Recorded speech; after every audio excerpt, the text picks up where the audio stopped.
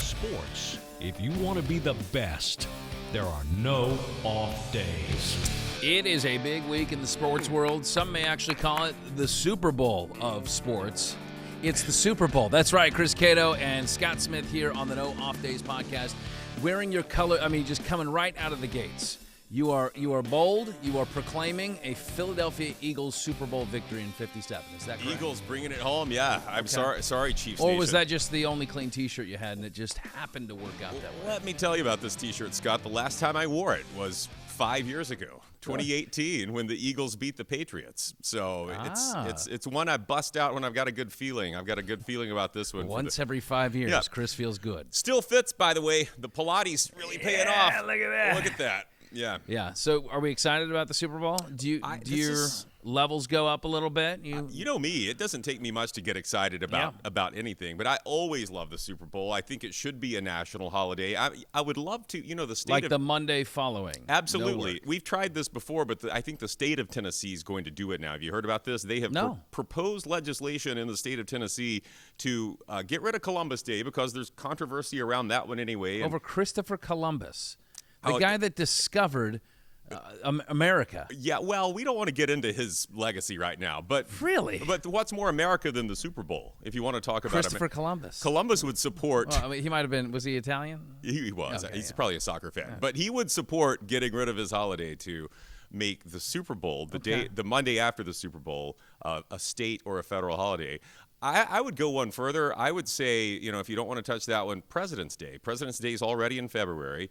We don't really know why we don't do anything on President's Day. Yeah. And I think the presidents would, if I were running for president, I think I could win. That would be, and I would win because I would make the Monday after Super Bowl you can do that. a national holiday. Well, I think it should be that actual Sunday when sports people have to actually work on that day. Yeah. Like yours truly. You want the day off. Give me double pay. If I'm working Super Bowl Sunday, man, come on. So this is, if you were a neurosurgeon, you would want to have the day off of your biggest brain surgery of the year. You would say, I do not want to work today. Yeah. If the Bucs were playing, I get it. But we got Chiefs, Eagles, and we're excited right here on Fox Super Bowl 57 heading your way. Let's bring in Brian King. BK, are you as bullish on the Philadelphia Eagles as our man Chris Cato? I am actually. Yes. Okay. Uh-oh. I feel bad about this. You can't really tell, but this is hunter green. Yeah, I like it. I see it. Yeah. I mean, the lighting in the control room is not great, but that. Yeah. No. It brings out his eyes, though. Look at his sparkly. Are those green? Those emerald eyes? I mean, are we going to do Super Bowl picks now? Should we just jump into it? I think I've already done. It sounds like BK's I've going kind of Eagles. done mine. Yeah. Your Eagles. Yeah. I'm going Chiefs. I mean, I feel like the Eagles might win, but I feel like the Chiefs are the better team, the better quarterback. They have been there. They have the experience. Wait, why are they the better team? Why do you think that? Because their defense is not as good as Philadelphia's defense. No, their defense isn't, but their offense is better, and I think they're way more explosive. I like head coach Andy Reid. I love the. I mean, this is their third Super Bowl appearance in the last 4 years. Last one did not fare well, and I just think Patrick Mahomes is a future Hall of Famer. I'm going to go there. There's more eggs in that basket. I'm going to lean Chiefs. Well, I will say the last time I bet against Mahomes, it didn't turn out well for me, which was the NFC or the AFC Championship game. So yeah, but I feel pretty good about the Eagles being. I think the defense is going 2 weeks rest for this Eagles defense. They have the number one pass defense in the NFL, and their front seven. Causes more havoc. I think they're going to have Mahomes on the run on that gimpy ankle. So I'm leaning on defense with this one. Low scoring one, Scott. Okay. Yeah. All right. There, you've heard it here first. But on Sunday nights when the show airs, the game will have already been over. Then I will look like an idiot. And it'll look like, hey, why is he predicting the Chiefs already won? But I have a feeling that we're going to be talking a little Super Bowl on today's show. What do we have in store? Yes, we are. First, we got former Buccaneer and current NFL Hall of Famer Tim Brown. Yes, will be joining us. Wow, legendary. You can add producer to his list. Oh, he's not taking your job, is he? No, he may. Of the nodpod. Quite the fall for Mr. Brown. What a step down. He's the producer of a documentary that's going to air on Saturday on Fox. It's called The Perfect 10, where he sits down with the 10 players who have won a Heisman and are in the NFL Hall of Fame. Okay. Interesting. You would think that group would be a lot larger. I know, right? It's only 10. Right. Yeah. I mean, that's pretty wild. And also we'll have Lisa Kearney. She's with FanDuel's More Ways to Win. Oh, yes. And she'll give us some inside tips, hopefully, for what the betting lines will be for this game. Former ESPN Sunday. Sports Center anchor Lisa Kearney, now in her new gig with FanDuel. I don't know how new it is. She's actually been there, I think, a couple of years. But looking forward to that. I mean, obviously, there's a lot of action on Super Bowl Sunday and leading up to. So plenty to talk about. Very good. All right, we'll catch up with you. No, wait. At the end of the show. What do you have for us? One of the better things about the Super Bowl are these prop bets. Yes. So I grabbed a handful of them. I'm going to throw them out there for you and Cato to see what you can do, how you feel like these will go, some of these prop bets. What is prop short for? Proposition. Okay. I'm glad you knew that. I didn't know the answer to that. Or propeller. I thought it was propeller. Yeah, propelling my money into a wastebasket is what it is. As quick as possible. Into a shredder. That's what we're going to do. All right, fun. All right, if you are listening and you want to watch, go to fox13news.com/nodpod. If you're watching and you want to listen or subscribe, take out your phone, turn on the little camera feature, zap the QR code on the screen right there in the bottom right-hand corner, and it will take you to all of our shows. And it's kind of like Media Row on Super Bowl week. A lot of familiar faces, and they're all pushing products. Like and subscribe on the audio podcast. That's not always true. No, we sometimes we get folks in here that have something they want to tell us about. But a lot of times they just want to hang out and stare into your pearly blue eyes. And that's fine that's fine with us. We'll if they want to, any guest are welcome on the Nod Pod. We'll help you promote your product. So the hype machine is well underway. It's Super Bowl week, and a lot of build up to the game itself. Of course, you got the 2-week layoff, which I'd like to see removed because at this point we've seen now the new and improved Pro Bowl. Let's just be done with it. Let's just get to it already. I agree. Come out of the AFC, NFC championship games, and let's get right into the Super Bowl. But sometimes the game doesn't deliver. You know that last year was a good one. I mean, the Rams edging the Bengals in that one. It got a little tight down the stretch. But I believe like the last 3 years prior to that, and that would include the Bucs blowout. Rams to Patriots was a super boring, low-scoring game. And then what was it? The Eagles before that? No, that was a good ending. That was Patriots. Okay, now I got to pull up research here, live research. So that would have been, that was Eagles over Patriots, and then the one before that was the Tom Brady comeback against the Falcons. So we had a couple of. So those were good, and then you had Broncos before that, and the Seattle. Remember Your point being, it's a mixed bag. Okay. So sometimes the hype doesn't live up, and sometimes it's a great game, but I think that's part of it. I do have some Super Bowl pet peeves, though. There are a few things that kind of bring up my ire a little bit around the Super Bowl. Like grievances? Yeah, Super Bowl grievances. Can we just get rid of the Roman numerals? Can we be done with the Roman numerals? I know. You know who we have to blame for this? Who's because I was going down the same road I get tired of trying to do the translation, right? So Correct. we get into these. So Lamar Hunt, the Chiefs, founder of the AFL and the Kansas City Chiefs. He comes along and says, hey, I think this will be a great idea. It'll give the game more gravitas. And he'd use that, the V in gravitas that stands for 5. That's when they first started using the Roman numerals. So the first 4 didn't have that silly. Well, Super Bowl 1 probably did because the 1 looks like an eye. Yeah. So after that, I just think it's to me, it's a little bit of like the decoder ring. I have to figure, okay, an L is a 5, and then you get the X that goes before it, and so that subtracts, and then, Do you remember what they did actually for Super Bowl 50, which was L?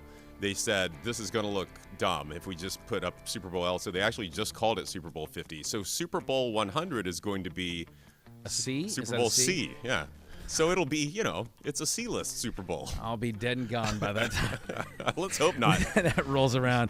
But I will say that the Super Bowl Media Day, this is something that I always kind of look forward to. Yeah. And I feel like ever since they switched it over to, now they call it opening night, I believe BK checked me on that. I think it's called opening night. It's just gotten lame. It's not as funny anymore. Like the engagement is not quite as up to snuff. You have the commercials now. They come out like a week early. Yes. So everybody there's no reveal. Everybody's seen them all. Then we all feel like we have to be forced to talk about it on Monday, even though I watched it a week ago. Yeah. So there's that. The halftime shows are, I'd say that's kind of like the outcome of the game itself. It's a mixed bag. You have I think a few years ago, Maroon 5 had a performance. It was pretty bad. That was a stinker. The Who, that was probably more than a decade ago, and they sounded awful. Even the Weeknd, when he was here in Tampa, Raymond James Stadium, yeah, it's just weird. And so that's a lot of it is just like, we want to provide shock value, whatever. I thought last year's was pretty good with the whole Southern California hip hop scene. No, that was very good. That was very good. Dr. Dre and Snoop. I thought Tupac was going to come back. I thought that's if there was ever a time, that was it. Get Biggie back. He missed the opportunity. So since you are critical of these things, you're producing. You're the Super Bowl producer. You have a time machine. You can even go back and get a dead artist. And so, give me your ideal Super Bowl halftime show. Super Bowl halftime performances. I mean, it's hard for me to not just be kind of like nostalgic of the people that I like. Well, whether or not they're like really good live and be nostalgic. That's what NOD is short for. Nostalgia on display. Oh, yes. Yeah, Thank you for saving me because I didn't know what came after nostalgia. Dork was going to be the last word, I think. So I think you probably start it. I'm going to say, like, give me like dark stadium and like a backlit Johnny Cash opens it up. I like All this. right? So Johnny opens it up. You know me, and I know you. We're both big Pearl Jam fans, so I gotta have some Pearl Jam. Yeah. And I want it like Eddie, like in the early '90s. In the heyday, like I want him leaping into the crowd surfing. Yeah. Oh, I like that. So you mash up of Johnny Cash and Pearl Jam. Yeah, I think Alive would probably be the best riff, like live for a Super Bowl. I think that'd probably be the best one. Yeah. And then probably Garth Brooks. Okay. Like doing his high wire act, like flying. Now, is it just he's solo, or is he included with Johnny Cash and Pearl Jam? So again, none of these actually flow together. Well, maybe Johnny and Garth. Johnny and Garth could. Garth is a great performer, right? I've seen him live a couple of times, and he's very good. But I want like vintage Garth too. I want him like hooked up with the flying contraption and the guitar. Yes. Flying, Ring of Fire, yeah. Just take the camera, the eye in the sky. Wait, a mental thing just happened. Ring of Fire is Johnny Cash, and then Garth did what was the flaming song where the flames come up. Yeah, help me out here. That was standing outside the fire. So that's the mashup. Outside. Johnny starts playing "I Fell Into a Burning Rain," and then Garth comes in with "You Called Them Fools." Yeah. Oh, I like that. This is coming together. Please, NFL, let us do this next year. The closing act probably has to be the King, though, right? I mean, Elvis Presley. Yes. I mean, that would be kind of cool to see him. We've come a long way since like the Grambling Marching Band. I think they were like the first couple of Super Bowls. Not to take anything away, they're fantastic. But I think that even a high school band performed in that first Super Bowl. And fell in the middle of the Superdome. Yeah, just fell all over themselves. I think we had the Village People one year. Okay, yeah. What do you have? Yeah, well, because you wouldn't have come up with, would not have posed this question had you not put long hours into coming up. You took part of mine, which is nostalgia, which I was going to do. Yeah. I got to have Nirvana, so I'm going back to get Kurt. Oh. I'm getting Kurt Cobain back, and this Super Bowl's played in Seattle. So I've got Nirvana. So this is going to be like grunge. Yeah. Like what they did last year in L.A., this is like grunge Seattle. This is Chris's high school dream come true, or college. I don't want to make myself sound that old. Chris's college dream come true. So we got Nirvana, Pearl Jam, and Soundgarden. We got Chris Cornell back too. But I think I have to produce a modern show just based on what we saw on the Grammys the other night. I know everyone watched the Grammys. I want Beyonce because, first of all, Beyonce's Super Bowl show in 2013 was awesome. I thought that was one of the best ones in Houston, her hometown. That was awesome. But so you want, like, you said mashup, so it was like Kurt Cobain singing No. Ladies? This is a different show. We've done the grunge show. This is me producing a show that more people that aren't, my age and your age would like. Okay. So this is Beyonce. I don't care about them. Okay. Well, this is me being well, I'm trying to get ratings here. Gotcha. So I've got Beyonce and a mashup with her and Harry Styles because I don't know if you saw the Grammys controversy, but Harry Styles won Best Album of the Year, and the Beehive. The Bayhive. Is that what they call it? Yeah, Beehive. They were all mad. The Beyonce fans. You're saying words I don't understand. I think you put. But think about that. You put those two together on stage. I don't even know who Harry Styles is. Oh well, we will educate you. Oh, good, good. He's very talented. He needs to be on a Super Bowl halftime show. Okay, is that it? Yeah. Well, I think Taylor Swift needs to do a show. She turned down this year. this year's show. She was the first choice. Boy, I think my Super Bowl halftime show like kills yours. Well, I agree that Johnny Cash and Garth Brooks. You started out strong. I love. Well, you have to realize what I'm doing here. I'm trying to appeal to a wider audience, and you're trying to appeal to me and you in our flannel, in our boots, and college. Here's the thing: you try to cast a wide net, you miss a bunch, But if you go for a precision target, I think you're gonna make it memorable for a lot more people. Like Taylor Swift. So when you get that opportunity one day to get in the time machine. Oh. Okay, very good. I like that. That's a fun little exercise. One thing that I don't think people are taking into consideration with this Super Bowl is that it's in Glendale. And have you looked at like the last few that have been out there in the desert? No. So 2015, Super Bowl 49, Patriots. Okay. Malcolm Butler interception. All right. To seal it against Seattle. Yeah. So that ending was like the craziest, right? And then in 2008, it was 42. That was the David Tyree catch. Giants over Patriots. So you're thinking drama. Drama is afoot. You got a good track record there, so maybe some magic. And this is the matchup, as I'm sure we'll cover later. This really the Eagles and the Chiefs couldn't, from a statistical standpoint, couldn't be any more closely matched. So could be, a 1.5 point spread. We will see. It'd be nice, right? It'd be nice to have some big moment at the end where Jalen Hurts scores the winning touchdown and Brian and I are proven right and the Eagles win. Yeah. Well, if we do, we'll edit it all out and nobody will be none the wiser. It never happened. So the only other real big, nugget that happened this last week was the news of Tom Brady. I mean, from a seismic shift, as he looks to the future and what's next. Everybody thought, hey, is he going to make an appearance at the Super Bowl? He may not make an appearance on Fox as part of the broadcast until 2024. So he's saying that he's not going to start this gig that's going to pay him $375 million for 10 years until the fall of 2024. I don't know that we can wait that long. You got to strike where the iron's hot. But it kind of, it makes you wonder. That's a lot of time to think. That's a lot of time to consider what you're going to do. And to sit around in your underwear and take selfies. Well, there's plenty of time for that. Apparently. Always a good time to self-promote the Brady brand. Yeah, the underwear shots probably. I know the female audience probably has a different take, but I'm good.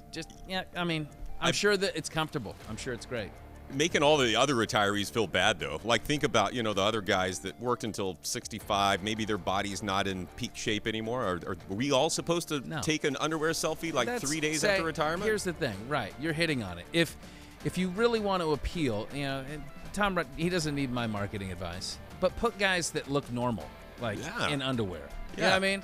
Let us all get a chuckle about it, and then we'll think, hey, I like the fact that this is down-to-earth underwear. That's what you call it. Down to DTEs. I got my DTEs in. I got my DTEs. Just normal dudes, just doing normal things. Normal dudes underwear. You are a marketing genius. Yeah, I don't know. I mean, I think more chuckles. Not as many shares on social media. Down to earth underwear. It may actually look like you've sat on the earth. If not washed appropriately. Well, speaking of post NFL careers, I don't know if you saw this. Jared Allen. So this guy, perennial Pro Bowler. Right. He's doing curling, Olympic style curling, and he was part of a team that beat the 2018 gold medalists. The U.S. gold medalists. Yes. He beat them. His team beat them. How great is that? And what a weird thing to do after your playing career. Well, it's better than taking underwear selfies, but yeah. Get really good at curling. And he's kind of a bit of a quirky guy. Yeah. So I guess it shouldn't be too surprising. But curling, of all the things you're going to do. Well, what does that say though about and don't at me professional curlers out there listening to that, but what does that say about curling that Jared Allen can just pick it up and now maybe he's been doing it for years. Well, if you watch the sport, I think everybody thinks the same thing. It's I could probably do that. I could be the sweeper, right? I mean, yeah, I'm pretty good at sweeping. I mean, I'll have to work on my sweeps per minute, how quick I am with that. But I've tinkered with curling. Have you curled? Yeah, I've done it. And was it easy? I feel like it was maybe a natural thing. Maybe post TV, I can join Jared's team. That is one Olympic sport that you could possibly compete in if you had to make the team. There's multiple. Yeah. Give me another one. Team handball. Have you ever watched this? That's an Olympic sport? It's just dudes running around trying to throw a ball. It's like lacrosse without all the things that make lacrosse difficult. I didn't even know that was a sport. All right. I'll support you in your retirement. You know one weird thing that I think, speaking of post-playing careers. So one year I was covering, I was working out in Arizona, and I was covering the NASCAR race out there. And we're in Victory Lane afterward, and they have these risers up. And it's got all the photographers, like still photographers. They got their big giant lenses, and everybody's snapping photos. They're packed in there.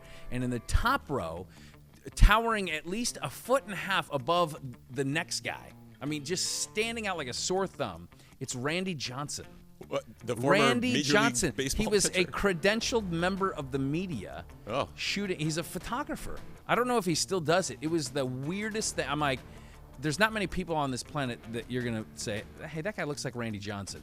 He's pretty unique. It's got to be Randy Johnson. Yeah.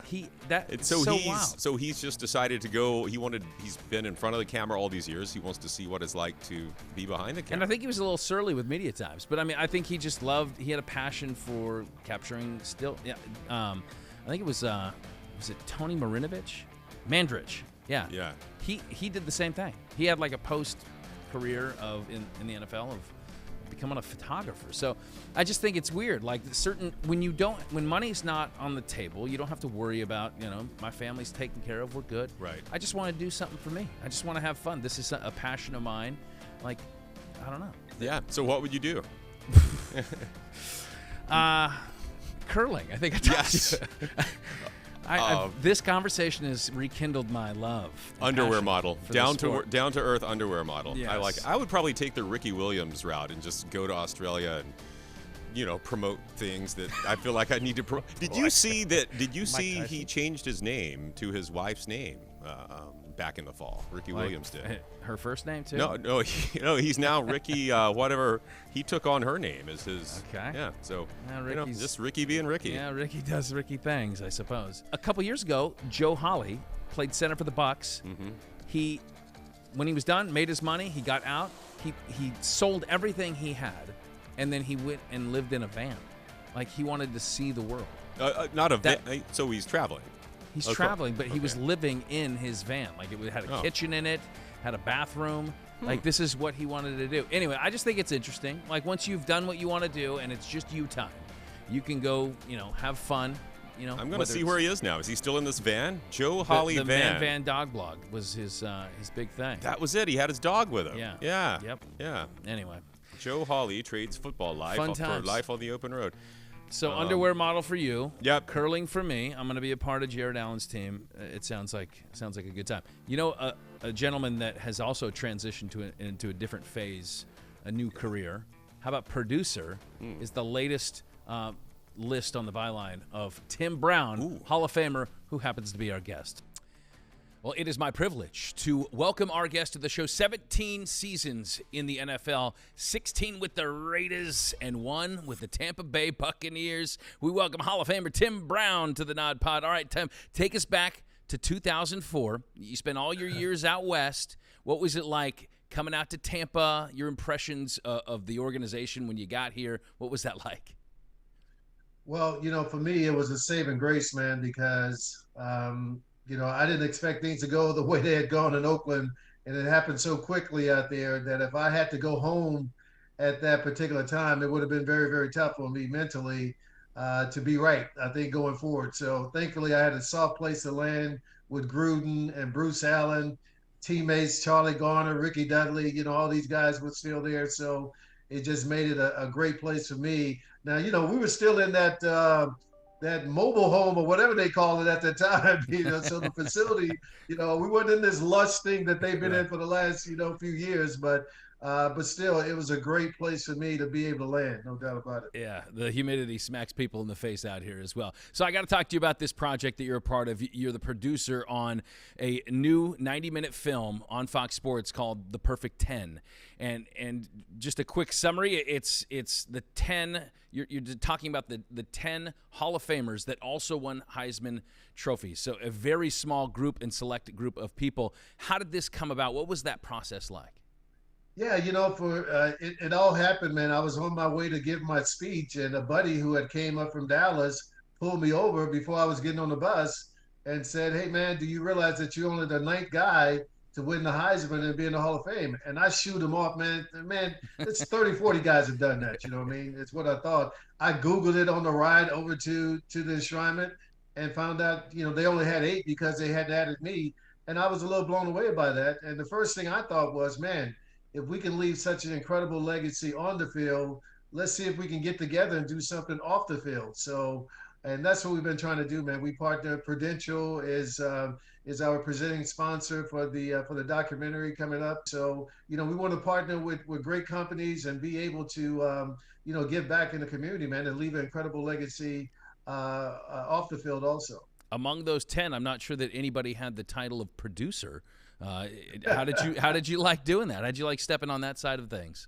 Well, look, I mean, for me, I think it's more of an executive producer than producer, but they did have me in the documentary, doing a lot of the lead questions and things of that nature. But it was fun, man. Just getting the guys on the same page was a thing that was very interesting to me. We've never been in a room together before.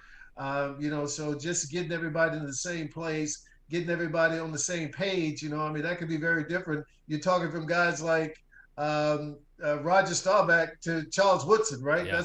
That's quite the span. Yeah, Marcus Allen, Earl Campbell, Tony Dorsett, Barry Sanders, as you mentioned, Staubach, and then Charles Woodson. Had you had relationships with all these guys before in one-on-one capacities? Personally, I do, yeah. I mean, obviously, I played with Marcus and Charles. I grew up a huge Cowboy fan here in Dallas, so Tony and Roger have been my guys forever. Who doesn't love Earl Campbell? I mean, right. you got to love the Tyler Rhodes himself. And of course, Barry and I, were fighting a whole bunch of times who was going to be the best all-purpose guy in college. You know what I mean? So we've been going back and forth for years. So what did you notice? Was there a certain commonality? I mean, other than the accomplishments themselves, was there something that you noticed about all the guys as you sat around and talked to each other and got to know each other's story a little bit more that you all share? Well, I think the one thing that was pretty evident was that all these guys sacrificed a whole lot to get to where they were. Yeah, I mean, we may have had fun off the field, but when it came down to doing what you were supposed to do on the football field, there was not one of those guys ever cut corners.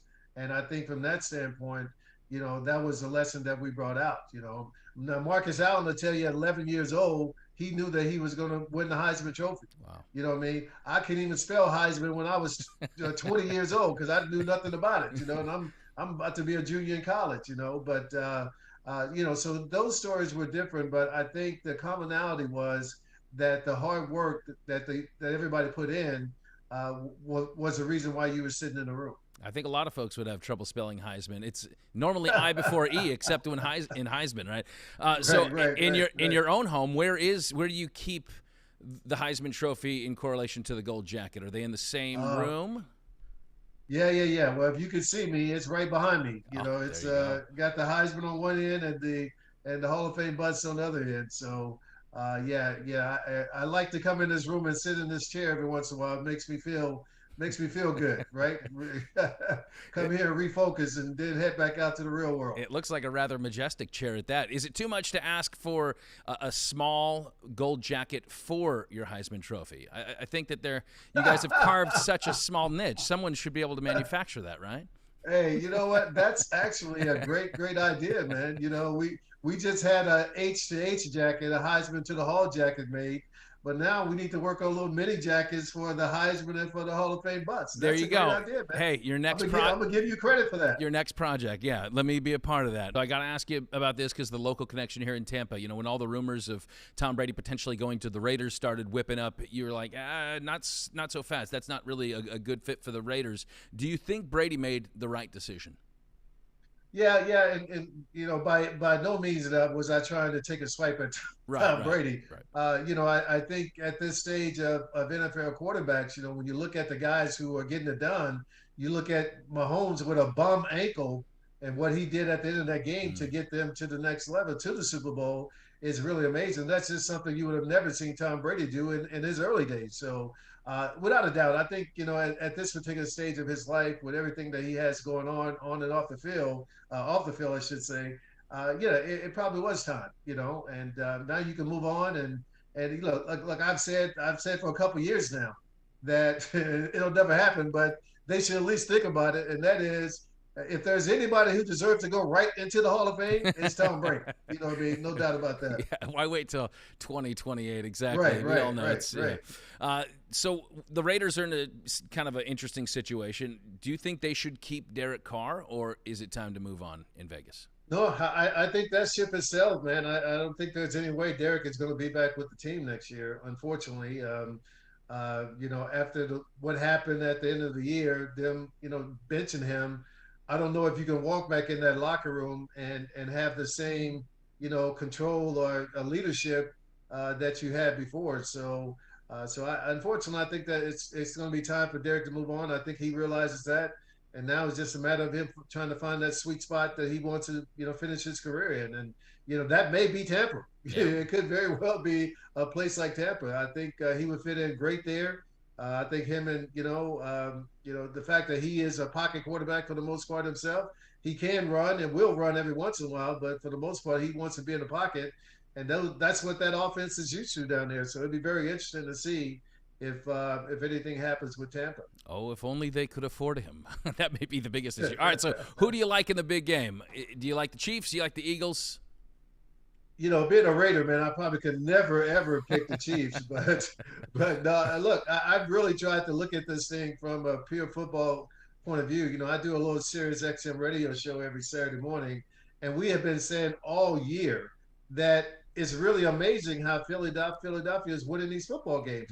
They don't look like they're doing anything extraordinary, but you look up and they won by 17 points, and they won by 21 points. And so I just believe, man, that, Kansas City may play a great game and it may be a 3 or 4 point game, but I just think that some kind of way Philadelphia is going to find a way to win it. Well, it is the Perfect 10. It's a Fox Sports film. Premieres Saturday, February 11th, 8 p.m. on Fox. I dare say, just by the trailer alone, this is a must-watch, getting all those legends in the room together and just diving into being a fly on the wall, really, for a great conversation. No, we appreciate your time. The Hall of Famer, the great Tim Brown. Thanks, Tim. Thank you, sir. Appreciate you.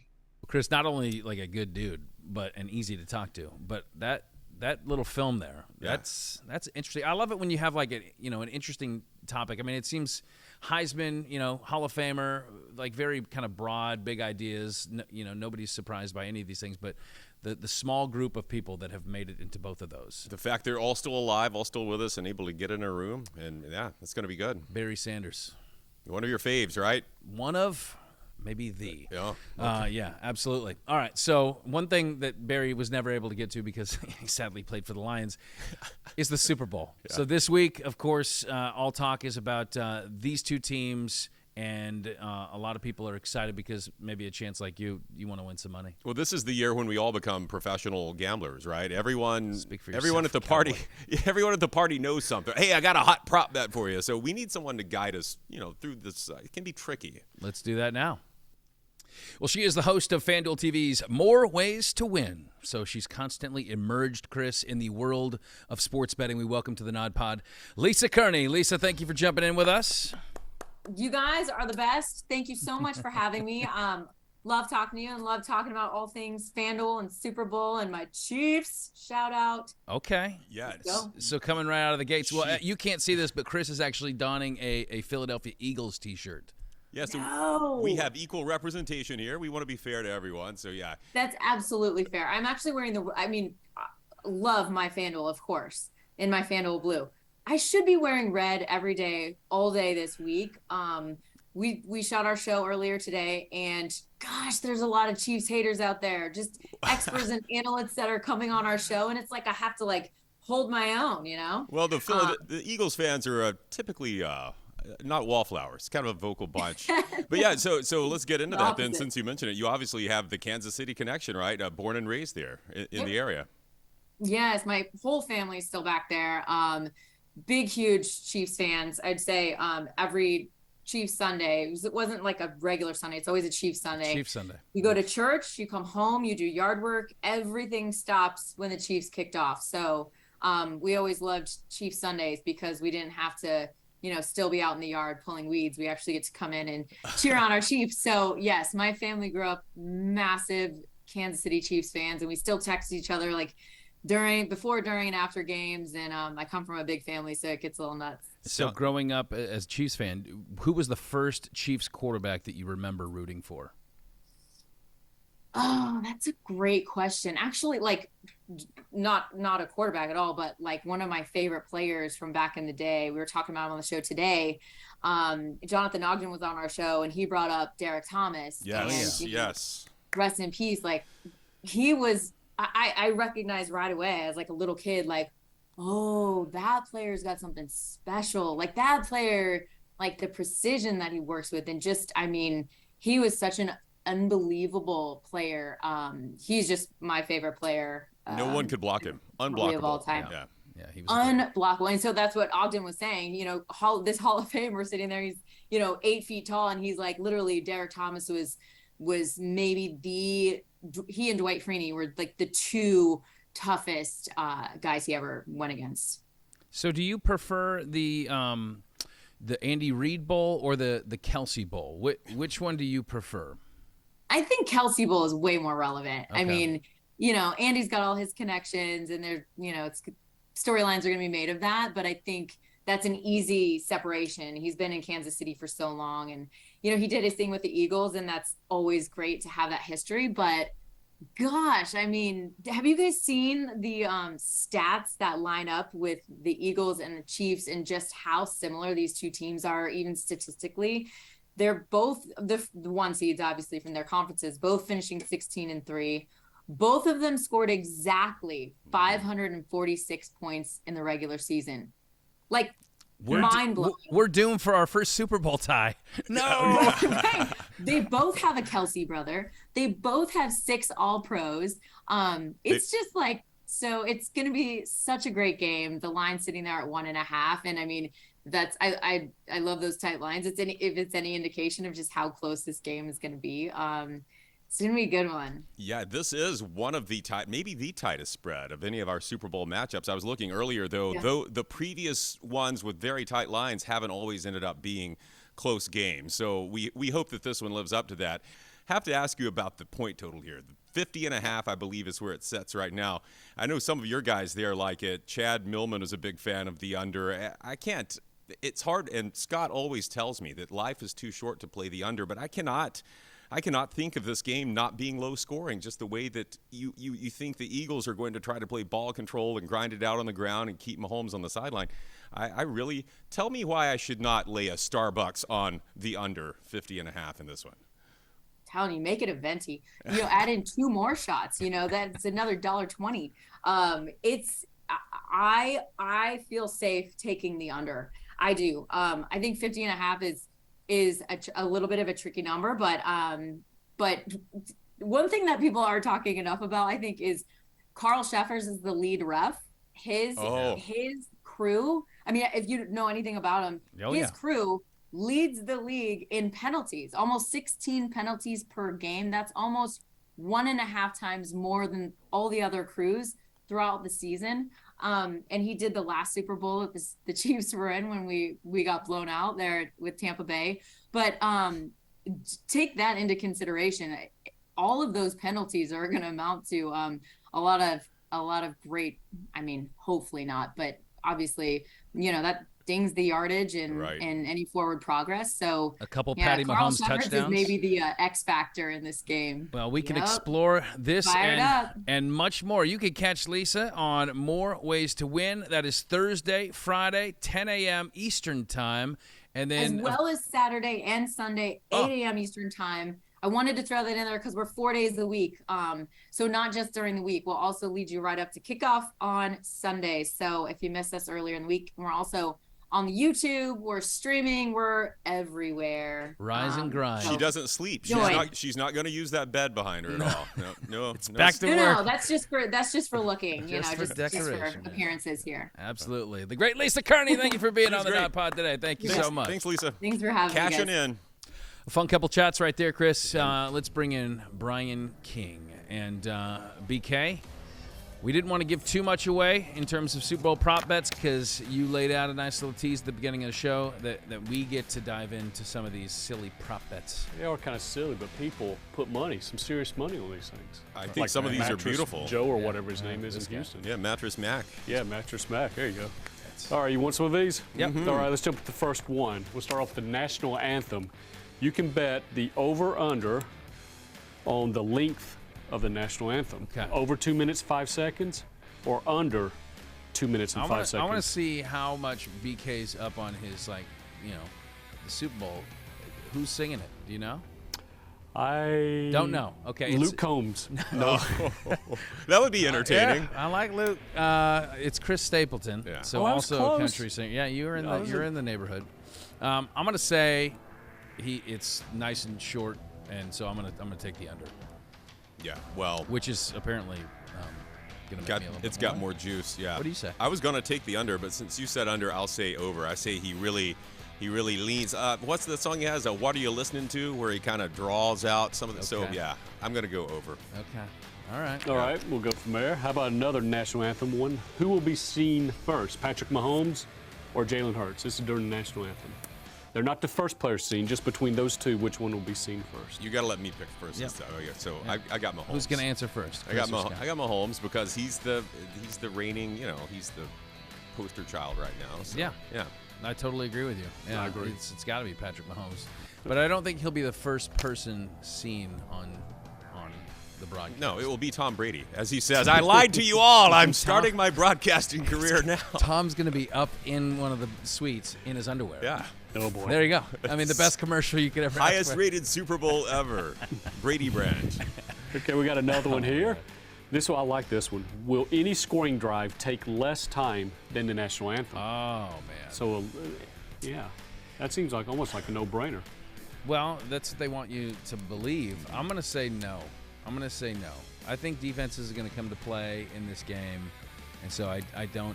And now wait, hang on. Clarifying point: is this 2 minutes and 5 seconds of game time, or is this actual time? It's the actual time of this national anthem, and then it's the actual. It's not actual clock time. It's clock time. Yeah, clock time, game time. Yeah. I'm gonna say no. Yeah. I don't think we have any short drives like that. Agreed. This is a defensive game. Yeah. Okay. Also saying no. All right. Ryan, do you have an opinion on it? I would say yes. You do. Okay. Yeah, it's like 2.5. I mean, it's 2 passes. Yeah.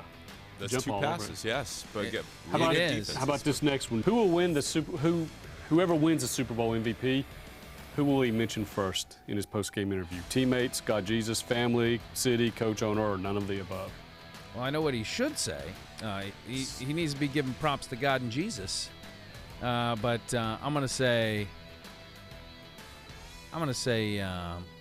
teammates. Yeah, that's why that has the lowest odds on the board. I'm going to say, just having heard Jalen Hurts and both, one of the MVPs one of the quarterbacks is going to be the MVP, you assume. So I've heard Patrick Mahomes at the end of the AFC Championship game thanked God for healing his body, he said, because he had the ankle. He was trying to thank God, and Travis Kelce came up and interrupted him.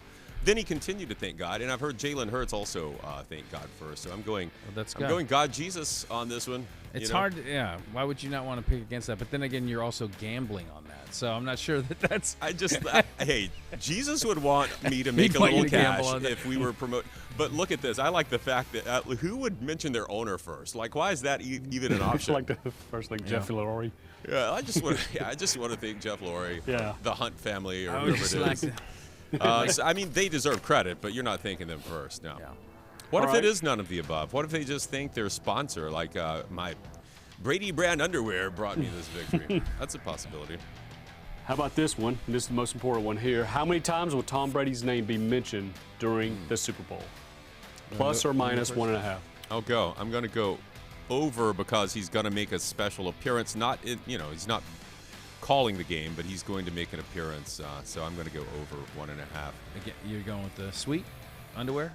Sweet underwear. No, he's gonna do something like he might do a Zoom interview with some of the with the guys, Kevin Burkhardt and Greg Olson.